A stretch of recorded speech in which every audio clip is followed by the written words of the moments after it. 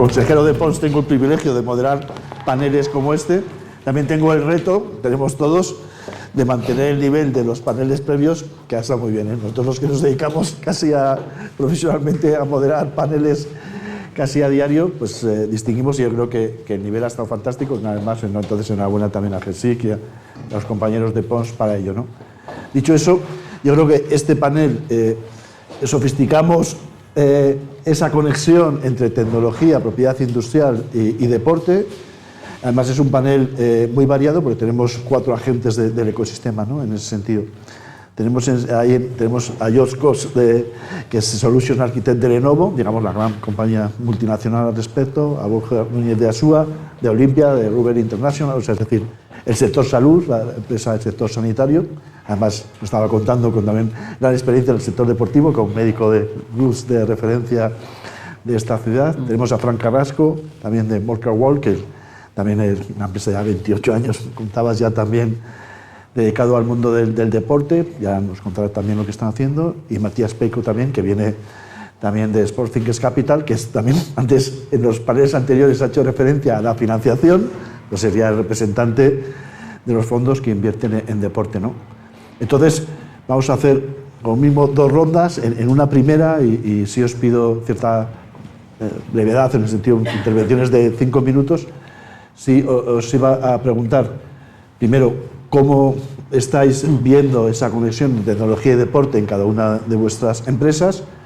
Y os voy a hacer una pregunta específica relacionada con propiedad industrial e intelectual del mundo de lo que estáis también trabajando cada uno, ¿no? Para hacerlo más variado. Entonces, siguiendo este orden, empezamos por Jobs, Solutions Architect de Lenovo. Y aquí la descripción es cómo estáis trabajando en Lenovo desde el punto de vista deportivo.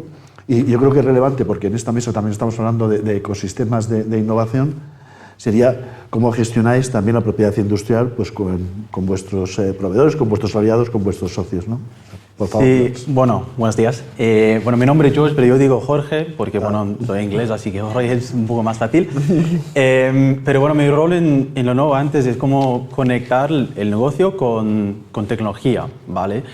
Eso es importante porque mi rol básicamente estoy trabajando más con partners y startups que nuestra empresa, porque claro, estamos grandísimo y tenemos servidores y tal, y la idea es que tengo que presentar soluciones end-to-end, ¿vale? Con servidores, con estructura, con el estadio y también con experiencia del fans, ¿vale? Y te pregunta, es interesante porque para nosotros es muy importante, la clave es la claridad desde el inicio. Es decir, tenemos que definir cuál es el caso de uso, tenemos que empezar con piloto, pero también tenemos que tener una idea cómo escalar en el futuro. No es solo sobre el proyecto actual, ¿sabes? Tenemos que escalar en el futuro. Así que sí, espero que sí. Pero mirad, muchas gracias en ese sentido. Borja, como comentamos, tú vienes de Olimpia, Ruber International, digamos, un hospital muy enfocado en el mundo deportivo, además con tu experiencia.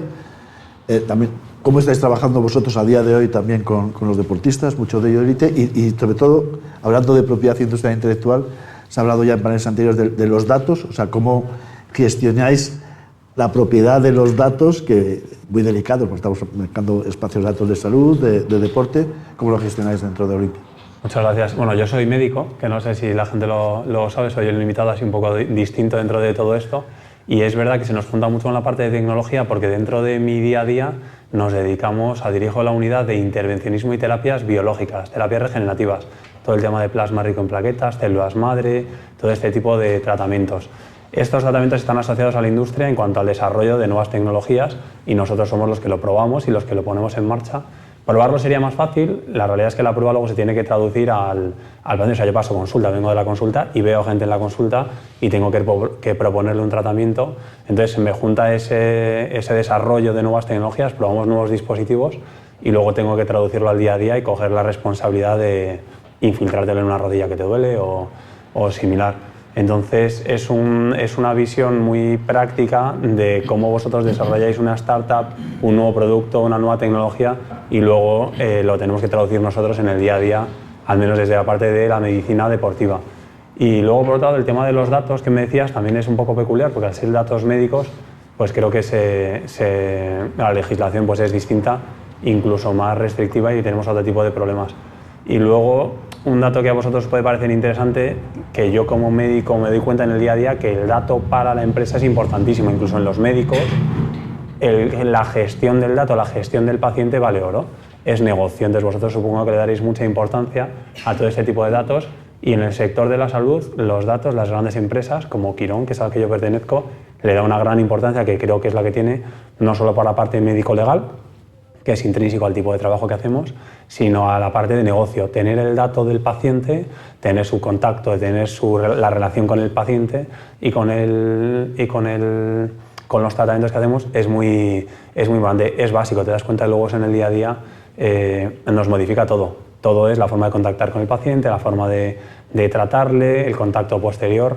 O sea que para vosotros, que sepáis que si vosotros ya lo veis como importante, en la parte del sector médico y la innovación lo es aún más, lo es todo. Puedes tener a un médico fantástico o un servicio médico fantástico, o todo lo contrario, que si luego el trato y el manejo de esos datos del paciente no es el correcto, realmente es un sistema que no funciona. Muchas gracias, Borja, Jorge, porque además, si me permites, me inspira lo que estás comentando y que estamos hablando mucho de datos en el mundo del deporte, también con esa perspectiva de propiedad industrial e intelectual. Fijaros que el dato en los últimos años siempre lo hemos enfocado a privacidad. Yo, como decía Isabel, yo soy ingeniero, no soy abogado, pero siempre he convivido con ello porque vengo también de las telecomunicaciones, y entonces ahora tenemos que pivotar, como diríamos en el mundo startupero, y el dato ya es un activo muy importante, ¿no? Porque ya no es solo para los grandes clubes como veíamos, sino ya pues el deportista amateur pues quiere llevar también sus proyecciones de datos y se mezcla con el dato de salud, ¿no? Que antes comentamos. A mí me llama mucho la atención cómo en las tecnologías de las que estamos hablando, incluso en un hospital de medicina deportiva top como el que estoy yo, esos datos ya, ese sistema o ese proceso en el que el paciente tiene que darlos y el médico tiene que utilizarlos está desapareciendo, se está metiendo en una tablet en el que todo se hace hablando y el médico y el paciente no se dan cuenta, y la propia institución está haciendo uso de todos esos datos. O sea, que ya no es yo no soy ni consciente de que eso se está utilizando de una determinada manera. Sí. Muy bien, pues el concepto ese de espacios de datos, qué interesante, ¿no? Sí. Gracias, Borja. Fran Carrasco también, muchas gracias también por venir, como comentamos, empresa relevante también. Borja Wall, en ese sentido, como comentábamos con Jorge y con Borja, cuéntanos un poco lo que estáis haciendo, pero de cara a esta visión más de propiedad industrial, si me gustaría que contarais cómo habéis evolucionado esa tecnología para incrementar la seguridad en los estadios, ¿no? Porque al final veíamos eso que es un problema, que a lo mejor no nos damos cuenta para nada, y vosotros lo habéis transformado en una oportunidad, ¿no? ¿Cuál es vuestro caso de éxito? Bueno, buenos días y muchas gracias por la invitación. Bueno, nosotros somos, yo creo, de las menos startup aquí, pues son 28 años ya de empresa. Comenzamos trabajando branding para grandes marcas como Coca-Cola, Nestlé, etcétera. Al poco esas marcas nos llevaron al mundo del deporte y vimos una oportunidad, ¿no? De un activo muy importante que son los recintos deportivos, sobre todo los estadios que se estaban infrautilizando solo para jugar, ¿no? En los días de partido.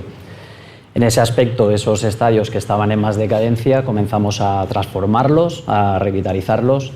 Y bueno, a día de hoy, pues esa transformación que habéis visto, sobre todo en la Liga Española, ¿no? De todos los estadios, pues creo que son ahora más de 50 los que hemos intervenido de una manera u otra, otros tantos a nivel internacional, en Arabia, en México y en Italia, sobre todo basándonos en un modelo de, lógicamente, incrementar el ticket medio al máximo. Analizamos todo un estadio, mejorando la experiencia a todos los niveles, todo el fan experience, toda la parte exterior, obviamente, como sentimiento de pertenencia, icono de la ciudad, toda la parte deportiva, desde que llegan los jugadores hasta que saltan al terreno de juego, ¿no? Toda esa parte motivacional, etcétera, etcétera. Y a nivel de marcas, en posicionamiento de las marcas, ¿no? En análisis de tiro de cámara, pues también hemos ayudado muchísimo a incrementar, ¿no? ese retorno potencial. Ahí, pues uno de los elementos que en su día patentamos fue un sistema reversible para poner las marcas por el tema de los partidos de Champions League, que sobre todo, como sabéis, se tiene que tapar la publicidad. Pues bueno, ahí inventamos, ¿no? un elemento para darle la vuelta al panel y no tener que estar tapando y que se quedara todo en monocromo. Y ese fue uno de los primeros que patentamos. Y de ahí ya pasamos a las ciudades deportivas de los clubes, y vimos que había un problema muy grave de seguridad, incluso en clubes profesionales, porque la línea de banda con respecto a las vallas o cualquier objeto contundente estaba muy próximo, con lo cual esto generaba diferentes problemas y lesiones. Eso estamos hablando de fútbol profesional. Ya nos imagináis en todo lo que es la parte de campos de fútbol municipales, donde juegan cada día, ¿no? Entrenan o juegan miles y miles de niños y niñas, pues tenemos ya analizado, de hecho le preguntaba, digo, si tienes más ejemplos, por favor me los pasas, porque me estaba comentando antes que tiene algunos casos incluso de muertes, pues eso está sucediendo a día de hoy, ¿no? Hay impactos, hay lesiones muy graves y muertes todos los años, y digamos que no se pone remedio, ni en la administración ni absolutamente nadie. Entonces ahí hemos patentado pues, un modelo de una protección acolchada, pero que también puedes poner publicidad, con lo cual los clubes más pequeños pueden ayudar a autofinanciarse. Como yo digo, cuanto más se autofinancien los clubes, menos dinero le pedirán a la administración, con lo cual la administración debería estar, ¿no?, muy cómoda con este sistema, pero sobre todo el tema es proteger, como digo, a los niños y a las niñas que practican el fútbol cada día. Vamos. Muchas gracias, Fran. Eso, o sea, insistir en esa idea que has comentado, habéis visto pues, una oportunidad, además salvando vidas, ¿no?, en el fondo, que sería el mensaje. Me quedo con otra reflexión de lo que estáis comentando. Yo creo que en los tres paneles hay también dos puntos comunes como mínimo. Uno es la relevancia del estadio también. O sea, obviamente también estamos hablando, lo comentaba también Borja, también, digamos, ese deportista amateur que es fundamental. Hablamos de millones de personas, obviamente solo en esta ciudad. El domingo, al principio del Maratón de Londres, pero el Maratón de Madrid salió 47.000 personas el domingo. O sea, estamos hablando que el deporte ya es masivo a ese nivel. Pero también el estadio como espacio relevante, ¿no?, que estamos comentando. Y también la digitalización, ¿no? También pues lo comentaba Iris, lo comentaban también las startups del segundo panel. O sea, se mezclan esos dos conceptos también de cómo tecnifico los espacios públicos deportivos, ¿no?, en ese ámbito. Y entonces ya avanzando un poco más, ya digamos ahí creando expectativas sobre la financiación privada, pues tenemos a Matías Peiko de Sporting Capital. Entonces sería la pregunta obvia que yo creo que la audiencia está esperando, de dónde invertís y qué parámetros veis a la hora de inversión en este sector económico tan relevante como es el mundo del deporte hoy, y también hasta qué punto, y ahí puede ser totalmente sincero, valoráis por la propia industria y la tecnología, ¿no?, cuando estáis haciendo vuestra due diligence. Gracias, buenos días a todos, gracias por la oportunidad.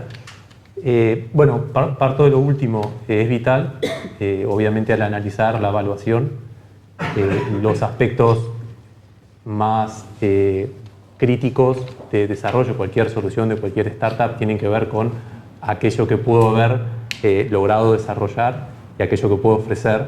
Y desde ese lugar es importante tener el marco de la estructura de gestión de la propiedad intelectual e industrial, tanto para la gestión del riesgo, o sea, para identificar contingencias y para manejar cuáles son, digamos, aquellos aspectos que puedan poner en riesgo esa inversión, como también para poder identificar oportunidades de negocio que quizás en el mismo desarrollo, hoy en una instancia y en un plan que pueda llevar adelante esa startup, quizás estarían en una siguiente etapa, pero que están muy conexas. Os doy un pequeño ejemplo. Una startup tiene una solución para un deporte de raqueta y está en una etapa de escalamiento o de crecimiento con el tenis, pero ¿por qué no piensa en el pádel? Entonces, ¿cómo acompañar con los mismos activos y con el mismo desarrollo que ya tiene esas oportunidades de negocio? ¿Qué es lo que el inversor mira? El inversor mira cómo escalar, el inversor mira cómo implementar y va a tener también su aspecto en la mirada de su portfolio con las industrias o los mercados que le pueden interesar. Entonces, lo que va a preguntar es, bueno, ¿cómo se puede llevar adelante esta estrategia, pero con la disponibilidad y la capacidad de hacerlo? Es decir, no decir, no, bueno, primero vamos a terminar este plan de negocio y luego vamos a empezar el siguiente. No, tiene que ser simultáneo. Y así me parece que es muy importante ver de qué manera las herramientas de gestión de la propiedad intelectual e industrial pueden acompañar esos proyectos. ¿Y qué tipo de empresas estáis ahora mismo haciendo scouting? O sea, ¿qué estáis buscando? Bueno, hay mucho interés en los distintos sectores, ¿no? Porque generalmente todavía para el inversor, cuando se habla de deporte, tiende a solapar lo que es la actividad deportiva o el evento deportivo con todo lo que está alrededor y detrás de mucho de lo que se habló, de lo que tiene que ver con las tecnologías para tanto el lugar donde se desarrolla, pero lo que no se ve, porque no es solamente el espectáculo, sino es todo, sea tanto de infraestructura como de gestión, como de los distintos recursos que colaboran, como, digamos, lo que está detrás, médicos, terapeutas, nutricionistas, etcétera, y justamente también las herramientas nuevas que surgen de todos esos desarrollos y que hablan de la integración. Entonces, allí hay muchísimas oportunidades, y le comentaba a Borja, de todo lo que ha surgido, digamos, relacionado con la medicina, que tiene un foco o una primera aplicación en lo que es el rendimiento de deportistas de élite, pero que luego también repercute en las poblaciones o en la gestión de la medicina pública también. Fenomenal, muy bien, pues muchas gracias. Ahí también poner foco digamos, en dónde se está invirtiendo ahora mismo desde la financiación privada en ese sentido. En una segunda ronda, y gracias porque yo creo que hemos cumplido bien los tiempos, me gustaría que pensáis a futuro, ¿no? También, ¿no? Yo creo que podéis ser inspiradores, pues sois 4 grandes expertos de la tecnología en el sector deportivo, con ese concepto amplio, ¿no? ¿Cuáles serían vuestras tendencias que estáis viendo hoy, ¿no? O sea, ¿hacia dónde veis este sector en los próximos 3-4 años? Desde como la tecnología más, digamos, más hardware, software, Jorge, el tema médico, el tema de los estadios de Fran, o en tu caso inversión, ¿no? Porque ¿hacia dónde ves que va el sector? Bueno, buena pregunta. Es que también, por mí es más colaboración, ¿sabes? Porque con nuestro caso, Lenovo somos grandes, ¿vale? Así que no podemos hacer todo. Tenemos que trabajar con vosotros, con equipos o startups y innovación. Y también tenemos que, o sea, mejorar el pilotos. Es decir, muchas veces el reto en este momento no es innovación, es traducir el piloto a escalar, añadir valor y, o sea, innovar más, ¿sabes? Así que tenemos que pensar no solo sobre el proyecto actual, tenemos que pensar sobre el futuro del caso de usuarios finales, cuál es el objetivo, ¿verdad? Y cuál valor queremos añadir por el club, organizaciones y tal. Así que es más forward thinking, pero bueno, es como más colaboración y cuáles soluciones. Y en este caso, Lenovo tenemos laptops y lo que sea, pero no tenemos soluciones actuales, pero Digital Twin, por ejemplo, ese es muy, muy interesante y bastante chulo, y tenemos que colaborar juntos. Bien, muchas gracias, Jorge. Sí, con esa idea del gemelo digital, además, que es algo retador, ¿no? Porque no es fácil ya hasta esos modelos, pero bueno, muchas gracias, muy inspirador. Borja, por favor, ¿hacia dónde ves que va el futuro? Hacia dónde veo, juntando esto con la medicina del deporte, creo que las tecnologías pasan a ser herramientas imprescindibles para los médicos y para el sistema. Cuando digo médicos es la salud. Creo que son herramientas que todos tenemos que saber utilizar. La gente viene ya a la consulta y me dice que la resonancia se la ha metido a ChatGPT y que le ha dado el resultado de la resonancia. Y acierta, o sea, muchas veces acierta. Yo no lo veo como una cosa mala, lo veo. De hecho, me lo trajeron unos ingenieros de una empresa muy potente con su hijo, profesional de hockey de la selección española, dijo, he metido no te lo tomes a mal, lo he metido y no me lo tomo mal, me parece bien. Lo que creo es que los médicos tenemos que saber utilizarlo, todo eso, como una herramienta. Creo que nosotros tenemos que utilizar todo lo que vosotros ofrecéis como herramientas, pero creo que esto va a ir hacia la experiencia del paciente, hacia la experiencia de la persona. Creo que eso no lo van a producir solo las tecnologías, puedes tener la mejor tecnología de Lenovo, pero luego siempre queda el enganche, al menos en la parte del paciente, de personal. Y eso es lo que veo en la consulta, en el día a día, que la gente realmente valora. Tienes la mejor tecnología, tienes todo a tu disposición, las mejores instalaciones, pero luego ese feeling, esa sensación del paciente, cómo se siente cuando llega a un partido, cómo se siente cuando utiliza esa tecnología, cómo le llevan a vivir todo ese proceso médico de una recuperación, de una infiltración, de todo eso. Creo que esa experiencia personal, que no sé cómo la educaremos a nuestros hijos dentro de tanta tecnología, creo que marca bastante la diferencia. Y luego dentro del deporte, creo que vamos hacia la experiencia en vivo, creo que vamos hacia el evento en vivo, creo que lo digital, creo que cada vez hay más experiencias en vivo, lo que decías tú, la maratón, o sea, un evento en el que tienes que ir y participar, de CrossFit, de DECA, de Hyrox. Creo que la gente quiere vivir experiencias, utiliza las tecnologías, pero va hacia la experiencia real y va hacia la experiencia, y creo que vamos a ir mucho hacia el aire libre.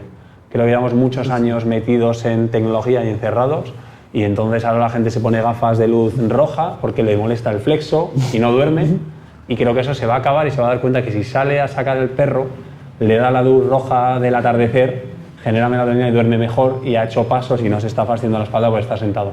Entonces creo que también va hacia el exterior. O sea que vamos a volver un poco al campo o al exterior, o llámalo como quieras, con todas esas tecnologías, con nuestras gafas Meta si quieres, con Lenovo, pero hacia, creo que vamos a volver un poco a lo natural, a buscar un plato de lentejas normal y sin ese estrés. Creo que volveremos un poco a eso. Bien, muchas gracias, Borja. Qué inspirador también, o sea, está siendo fantástico, porque recuperando también algo que comentaba Iris en el primer panel, ¿no? O sea, por un lado, nos lo decía Isabel Marco de Pons, o sea, no perdamos la visión humanista, o sea, la tecnología siempre es un medio, es un bastón, comentabas en ese sentido. Y también hablaba Iris del efecto post-pandémico, aunque hace ya 6 años, yo creo que nos cambió muchas cosas. Sí. Y también o sea, mucha gente se compró un chándal después de la pandemia, ¿no?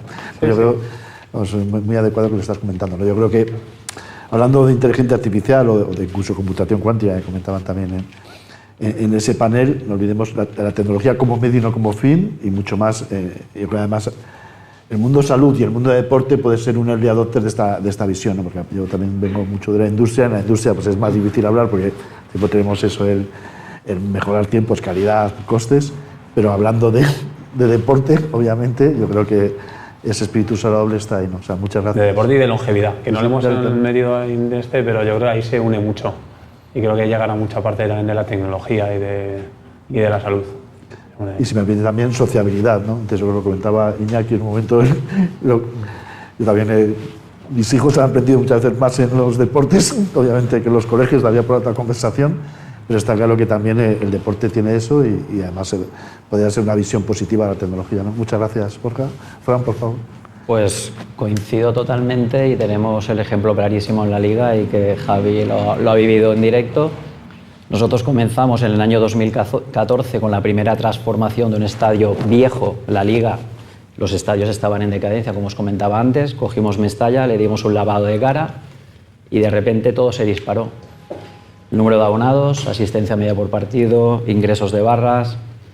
Todos estos, como decía, más de 40-50 estadios que se han renovado, que se están renovando y aún seguirán, ha hecho que la Liga, que iba a la asistencia en picado, no sé si lo habéis visto, pero estamos en números históricos. O sea, aquello que se hablaba, ¿no? Ahora con tanta tecnología la gente no va a ir a los campos de fútbol, con todas las plataformas, quieren ver 20 cosas a la vez. O sea, a lo mejor están viendo 20 cosas a la vez, pero están en el asiento del estadio. A lo mejor están con el móvil, pero sí que quieren la experiencia en vivo. Y esto ha sido una demostración muy clara de esa tendencia, ¿no?